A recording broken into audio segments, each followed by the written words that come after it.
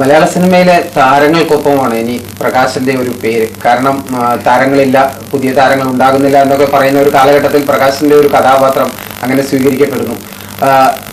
ഇനിയുള്ള ജീവിതം ഒരുപക്ഷെ സിനിമയ്ക്കൊപ്പമായിരിക്കും. അങ്ങനെ ഒരു സ്വപ്നം കാണുന്നുണ്ടോ യഥാർത്ഥത്തിൽ? എൻ്റെ സിനിമ എനിക്ക് പണ്ട് മുതലേ പാഷനുള്ള ഒരു കാര്യമാണ്. അതിൽ ഇങ്ങനെ ഒരു ബ്രേക്ക് കിട്ടിയതാണ് ഞാൻ എൻ്റെ ഒരു ഏറ്റവും വലിയ അനുഗ്രഹമായിട്ട് കാണുന്നത്. അപ്പം അതിന് വിനീതേട്ടനോടും ദിലീപേട്ടനോടും എല്ലാവരോടും ഒരുപാട് കടപ്പാടും നന്ദിയുണ്ട്. സിനിമയ്ക്ക് വേണ്ടി, സിനിമയിലേക്ക് വരാൻ വേണ്ടി എന്തൊക്കെ തയ്യാറെടുപ്പുകളാണ് നടത്തിയത്? കാരണം മുമ്പ് ഒരു ക്യാമ്പൊക്കെ വെച്ചിട്ടായിരുന്നു വിനീത് ശ്രീനിവാസൻ ചിത്രത്തിലെ അഭിനേതാക്കളെ തിരഞ്ഞെടുത്തത്. അതുകൊണ്ട് തന്നെ പ്രകാശിന് മുമ്പ് സിനിമയിലേക്ക് വരാൻ അത്തരത്തിലുള്ള എന്തെങ്കിലും തയ്യാറെടുപ്പുകൾ നടത്തിയിട്ടുണ്ടായിരുന്നു? തയ്യാറെടുപ്പുകളായിട്ടൊന്നും ചെയ്തിട്ടില്ല. പക്ഷേ ആലുവയിൽ ഞങ്ങൾക്കൊരു 7 ഫ്രണ്ട്സ് ഉണ്ട്. എല്ലാം ഫിലിം ഇൻഡസ്ട്രിയിലേക്ക് വരണമെന്ന് വളരെയധികം ആഗ്രഹിക്കുന്ന ഒരു 7 കൂട്ടുകാരുണ്ട്. അപ്പോൾ എല്ലാ ദിവസവും വൈകിട്ട് ഞങ്ങൾ ഒത്തൊരുമിച്ച് കൂടും, പല കാര്യങ്ങളും സിനിമയെ കുറിച്ച് ഡിസ്കസ് ചെയ്യും.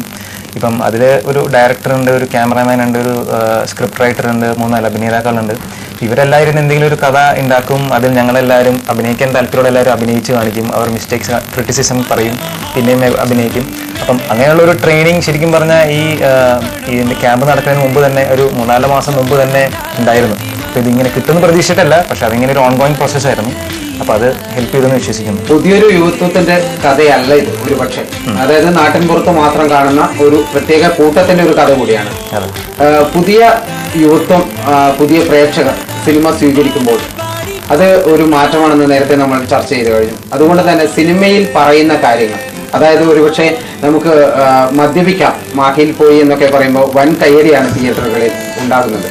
അത്തരം കാര്യങ്ങളെ കുറിച്ചൊക്കെ പ്രകാശിന് ആലോചിക്കുന്നുണ്ടോ?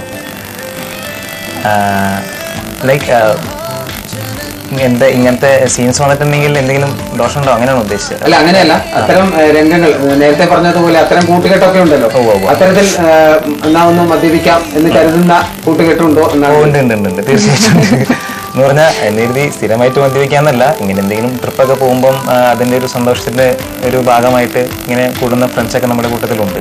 അപ്പോൾ ശരിക്കും ഇപ്പം സിനിമ കാണുമ്പോൾ തന്നെ കണ്ടവർക്ക് അറിയാം, ഇപ്പം ആ സീൻ കാണിക്കുമ്പോൾ തന്നെ തിയേറ്ററിൽ മൊത്തം കയ്യടിയാണ്. അപ്പോൾ അതിൻ്റെ അർത്ഥം എന്താണെന്ന് വെച്ചിട്ടുണ്ടെങ്കിൽ ഇങ്ങനെ ഗ്രൂപ്പ് ഓഫ് ഫ്രണ്ട്സ് ഉണ്ട്, അതിനിടയിൽ ഇങ്ങനത്തെ സംഭവങ്ങൾ സംഭവിക്കുന്നുണ്ട്, അവർക്ക് അവരുടെ റിയൽ ലൈഫ് ആയിട്ട് കമ്പയർ ചെയ്യാൻ സാധിക്കുന്നുണ്ട്. പക്ഷെ നമുക്ക് പലതും നഷ്ടപ്പെട്ടു പോകുന്നു, പല സൗഹൃദങ്ങൾ, സ്നേഹങ്ങൾ, ആ ഒരു ഗ്രാമത്തിലെ ഒരു നന്മ, അതൊക്കെ നഷ്ടപ്പെട്ടു പോകുമ്പോൾ മലർവാടി ആർട്സ് ക്ലബ്ബ് വെള്ളിത്തിരയിലെങ്കിലും ഇത്തരത്തിൽ ഒരു സൗഹൃദത്തെ പുനഃസൃഷ്ടിക്കുമ്പോൾ അത് ഒരുപക്ഷെ യുവാവെന്നുള്ള രീതിയിലുള്ള ഒരു സന്തോഷം കൂടി പങ്കുവയ്ക്കാനുണ്ടാവും. എന്താണ് പങ്കുവയ്ക്കാൻ ആ ഒരു പ്രത്യേക സന്തോഷം in the sense, I mean ഇപ്പം നമ്മൾ പറയുകയാണെന്നുണ്ടെങ്കിൽ ഇപ്പം എല്ലാവരും നൊസ്റ്റാൾജിക് ആയിട്ടുള്ള വ്യക്തികളാണ്. ഇപ്പം ആ സിനിമയെ കണ്ടിറങ്ങി എല്ലാവരും പറഞ്ഞു വെച്ചിട്ടുണ്ടെങ്കിൽ എപ്പോഴൊക്കെയോ ഇതിനു മുമ്പ് നമ്മുടെ ജീവിതത്തിൽ നടന്നു പോയ ഒരുപാട് സംഭവങ്ങൾ റിലേറ്റ് ചെയ്യാൻ പറ്റുന്നുണ്ടെന്നുള്ളതാണ്. അപ്പം വിനീത് ശ്രീനിവാസൻ സംവിധായകൻ ഈ സിനിമയിലൂടെ നൽകിയിരിക്കുന്നതാണ്. അങ്ങനത്തെ ഒരു പ്യൂറായിട്ടുള്ള ഒരു സൗഹൃദത്തിൻ്റെ ഒരു കഥയാണ് ശരിക്കും പറഞ്ഞാൽ മലർവാടി ആർട്സ് ക്ലബ്ബ്. അപ്പം അതൊരു എന്താണ് പറയുക, എല്ലാവരും പ്രേക്ഷകർ സ്വീകരിച്ചു എന്ന് തന്നെയാണ് വിശ്വസിക്കുന്നത്. മലർവാടിയിലെ രേവതിക്ക് ഒരുപക്ഷെ ജീവിതത്തിൽ മറ്റൊരു മുഖമാണെന്നാണ് പറഞ്ഞത്. ശ്രീനിവാസന്റെ മകൻ വിനീത് ശ്രീനിവാസൻ ഒരു ചിത്രത്തിലേക്ക് വിളിച്ചപ്പോൾ ഒരുപക്ഷെ ശ്രീനിവാസനോടുള്ള ഒരു ആരാധന അല്ലെങ്കിൽ ഒരു ഭയം അത് ഉണ്ടായിരുന്നു വിനീത് വിളിച്ചപ്പോൾ? ഞാൻ ഒട്ടും എക്സ്പെക്ട് ചെയ്തിട്ടല്ല ഈ റോള് കിട്ടിയപ്പം സന്തോഷം ഉണ്ടായിരുന്നു, ഇത്തിരി ടെൻഷനും ഉണ്ടായിരുന്നു. ഇത്രയും വലിയുള്ള ഒരു പ്രൊഡക്ഷൻ എല്ലാം കിട്ടിയതിന്. പക്ഷേ